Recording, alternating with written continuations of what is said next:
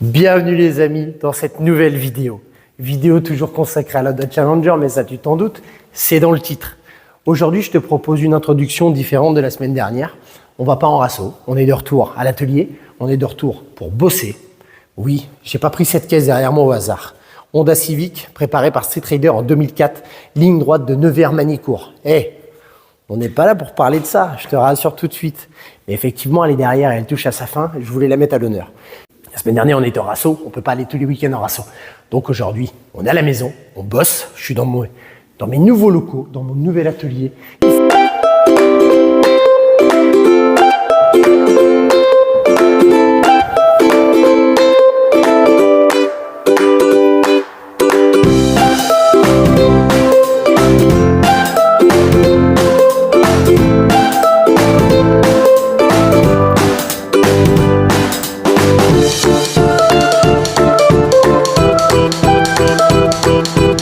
J'ai mêlé tous mes points de soudure.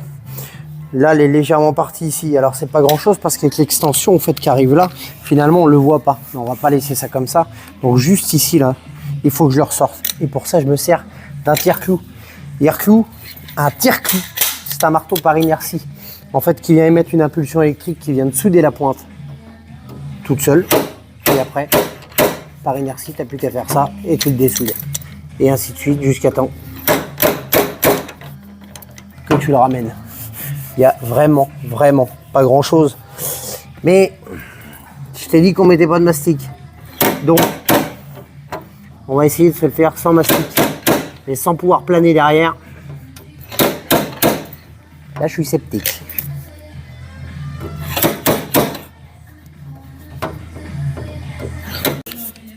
Il n'y a plus qu'à ressortir ce petit endroit qui a légèrement travaillé. Même en refroidissant, il y a un petit truc. Alors oui, ça se voit pas, c'est derrière l'extension. Mais on va pas laisser ça comme ça.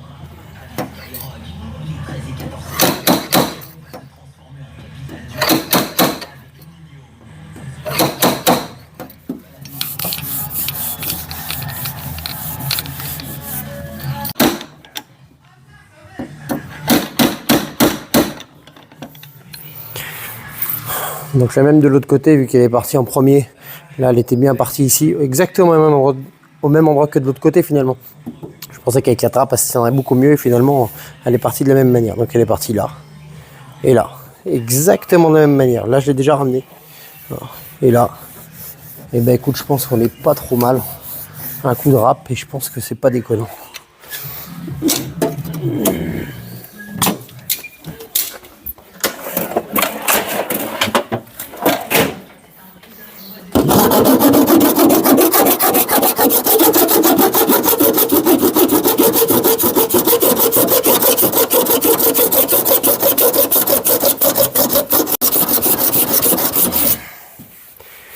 L'idéal serait de pouvoir porter le coup et de venir la planer. Mais vu la quantité de démontage qu'il y a, c'est pas une 206. Hein. Donc on va se la faire comme ça et on va mettre vraiment une lichette de mastic. Bon, je te passe ces détails. J'ai mis la caisse en après, intérieur, extérieur. J'ai fait un mastic sur le bord. T'as vu où je t'ai dit que c'était légèrement déformé. Vu que j'ai pas accès à l'intérieur, on peut pas planer. Donc j'ai fait mon mastic, j'ai recalé mon apprenti intégral, alors j'ai pas poncé l'aile encore. Le but c'est de faire les joints. Là on va faire un joint en fait de sortie ici. Il y a un joint de sortie partout à l'intérieur. Et on viendra blacksonner l'intérieur. D'origine c'est pas blacksonné, mais bon, on va venir faire un blackson uniquement sur la partie intérieure. Donc on va préparer et poncer les intérieurs. Parce que on blacksonne pas sur de la merde comme ça et sur de la peinture non poncée. Ça c'est du travail. C'est pas du travail, tu m'as compris. Je t'ai passé les détails de la mise en après. C'est de l'après, un durcisseur, après c'est comme ça. Là maintenant on va venir faire un joint de sortie sur le bord ici, ma tôle de renfort de passage de roue que j'ai rajouté. On va venir cacher pour faire un joint propre et régulier. Et intérieurement pareil, on va jointer l'intérieur de la tôle pour qu'il n'y ait pas d'infiltration d'eau ou quoi, que ça soit complètement fermé et hermétique. Et on viendra blacksonner l'intérieur. Alors d'origine il n'y a pas de blackson sur cette caisse, du moins très peu. Donc nous on va quand même venir blacksonner sur la partie intérieure. On va venir en doublure pour avoir une partie complète de passage de roue en blackson. On va pas faire juste un bout, ça serait ridicule et pas propre. Donc on va cacher l'intégralité du passage de roue pour venir blacksonner en fait sur ma jointure de doublure de de passage de roue et la même ici. Donc on ponce et on prépare, on blacksonne pas sur de la tôle à nu, on blacksonne pas sur des mastiques, certains font ça. Je suis désolé les gars, ça ne se fait pas. On blacksonne sur de l'après, sur des parties poncées, sur des parties préparées. Si ton blackson, ils vont rien sinon. C'est comme les mecs qui joignent sur des tôles à nu sans apprêter. Ton joint, tu renfermes de l'humidité, tu renfermes de la tôle. C'est stupide de faire ça. Certains le font et je suis désolé, c'est pas du travail. Donc on va venir, maintenant que mes apprêts sont faits et que j'ai reponcé, que j'ai calé mon aile dans la partie uniquement de mes apprêts, parce qu'après on va venir poncer légèrement plus fin parce qu'on va dégrader sur la peinture, mais ça je te le montre après. Donc pour l'instant, on fait le blackson et les joints.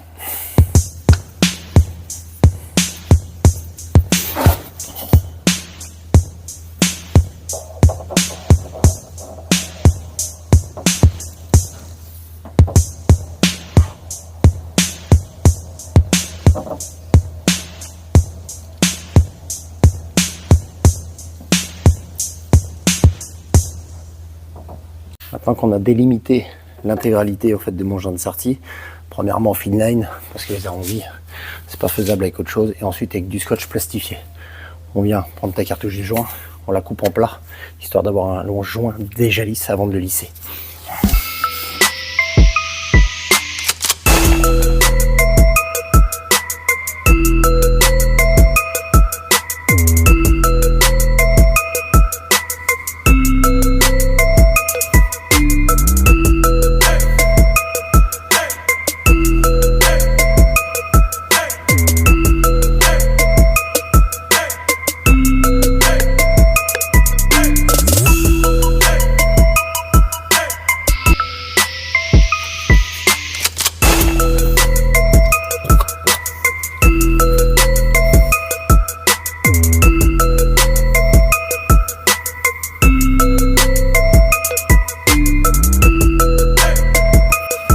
Laisser sécher le joint et après avec du Gex et un petit peu de dégraissant, tu vois toutes ces petites côtes là, ça là, on les casse légèrement en même temps qu'on ponce la caisse et nous on va dégommer au 800 ici là.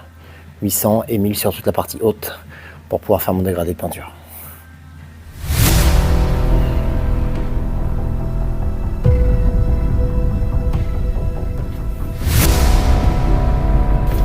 Et intérieurement, tout le long en fait de mon passage de roue qui a été modifié, je suis venu faire un joint que je suis venu lisser au pinceau. Parce que ça tu peux pas le lisser, voilà, il est intégralement lissé, comme ça il n'y a pas de surépaisseur et on va pouvoir blacksonner par-dessus sur toute ma partie intérieure. Bon, tu te doutes bien que forcément on a aussi fait l'aile de l'autre côté. Je vais pas te montrer les deux ailes, t'as vu, mais l'aile de ce côté-là aussi est faite. Mon joint intégralement est fait, exactement la même chose. Mon aile arrière est calée et mon blackson est fait. Je te montre ça tout de suite. Je suis venu cacher au niveau de la jointure de tôle ici, d'essence, ainsi celle qui vient tout là. Et je suis venu mettre en blackson toute la partie intérieure en faisant un joint de sortie comme à l'extérieur. Voilà. Donc maintenant, on va la remettre sur ses roues. J'attends que ça sèche. Un petit coup de cassage d'arête de joint pour que ça soit pépite. Et on amène ça en cabine parce que c'est terminé.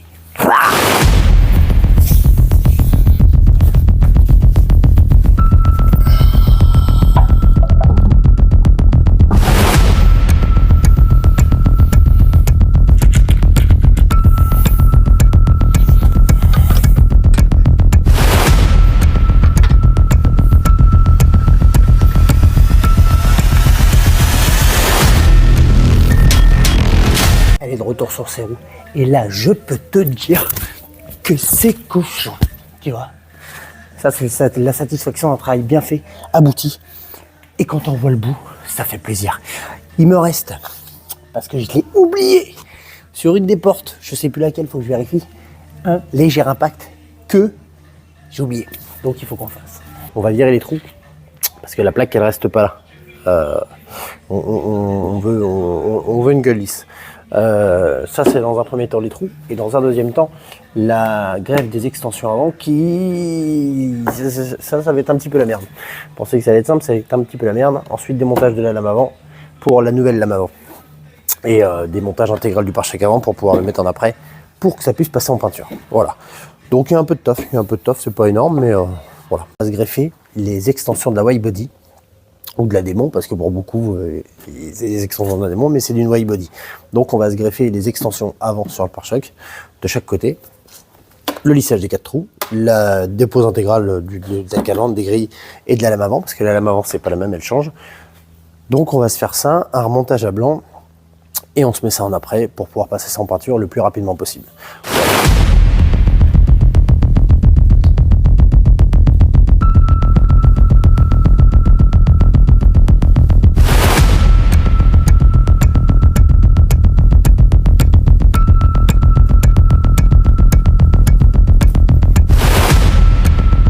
Tu fais pour faire une réparation plastique? Voilà, du moins c'est pas une réparation, c'est un rebouchage de trous de plaques dématérialisation.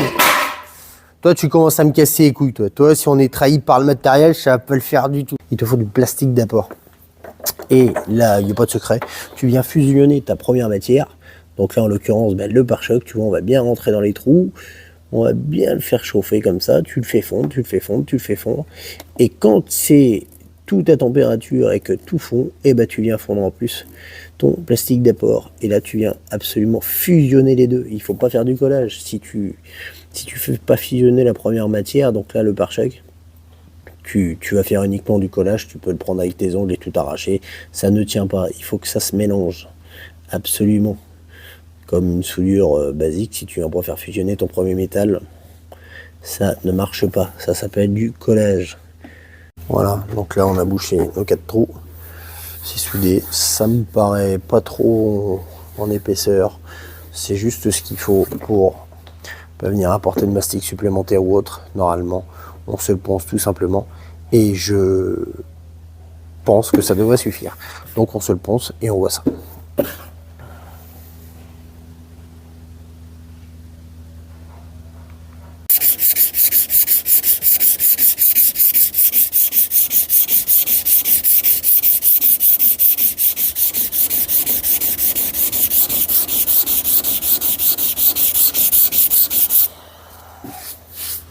Ce qui fait que les 4, il n'y a plus de trous, on n'a pas de mastic. J'ai accentué l'arête au fait, en la ponçant à plat, à la cale là, j'ai accentué l'arête parce que cette arête de centre de voiture est quand même jolie et je pense qu'il faut la garder. Voilà, donc maintenant on se dépouille le pare-choc avant. Venir adapter ça ici. D'accord, toujours l'extension de la wide body qui va venir prendre pile poil dans le bas de la lame avant, l'autre lame avant, pas encore démontée, mais avant de démonter. Voilà, donc c'est quand même assez bien fait au niveau de la plaque du kit, parce que tu vois, tu as vraiment des gabarits, tu vois, tu viens glisser ton coin là, et tu as tes coins de flèche qui viennent pile poil au fait, s'aligner. En gros, ton gabarit, il a un endroit avec la lame, tu viens le poser, et tu n'as plus qu'à suivre les petits traits. Voilà, donc là mon gabarit est posé, je suis aligné par rapport au trou du répétiteur, je suis aligné par rapport à mon arête là, tu vois tes flèches, tes petits pointillés, elles viennent là, là, là, et là tes flèches t'es dans l'angle, et là tu portes tout le long. Donc percer ça, il n'y a rien de compliqué jusque là, bon, d'accord, ce qui est chiant c'est ça là, tu vois, faire ces petites encoches de merde, et ça, je vais m'amuser.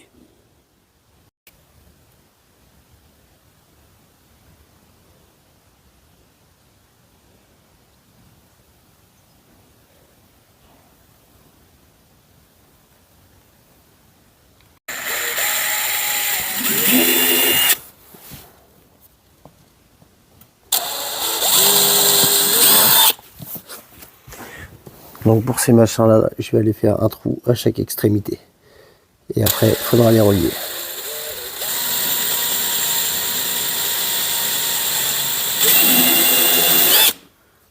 Tac.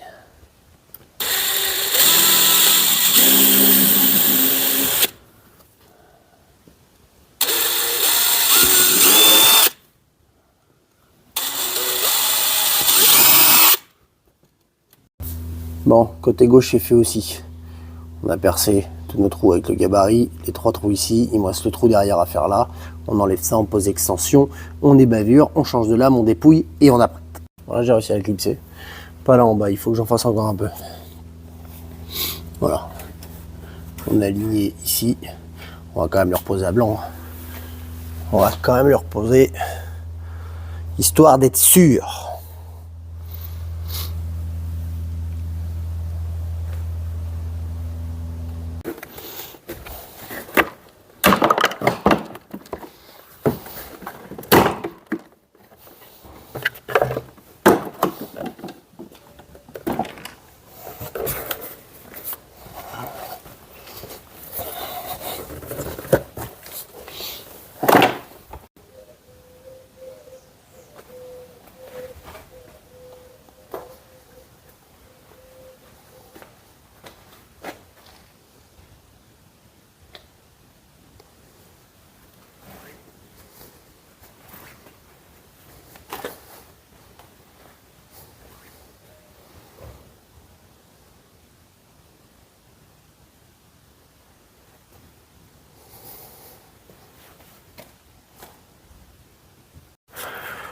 Du coup, on s'est mis sur le pare-choc arrière. Je t'ai pas apporté tous les détails, mais c'est exactement pareil que l'avant. J'ai découpé l'intégralité des entailles. Et comme devant, on a trouvé les agrafes qui nous manquaient. C'est terminé. L'intégralité du kit Wide Body est posée. Avant, arrière, on a reposé le pare-choc avant, le pare-choc arrière. On est venu vérifier que les ajustements sont parfaits. Maintenant, il n'y a plus qu'à charger ça sur le plateau. On se redémonte le pare-choc avant, on met ça sur la remorque et direction la cabine de peinture. Se faire un petit laquage version pépite. En attendant, je te laisse. C'est la fin de cette vidéo.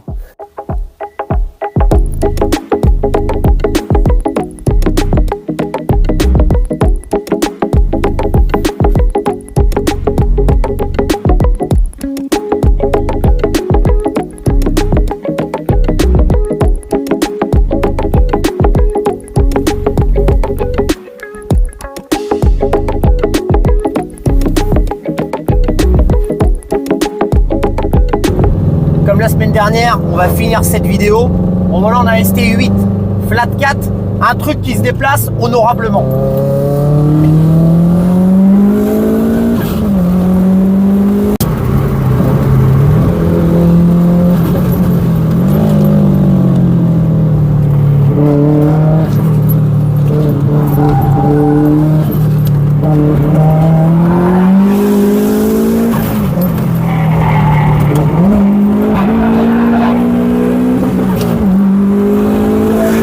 On va se quitter sur cette petite séquence. On s'est arrêté, c'est encore une fois un petit peu plus calme.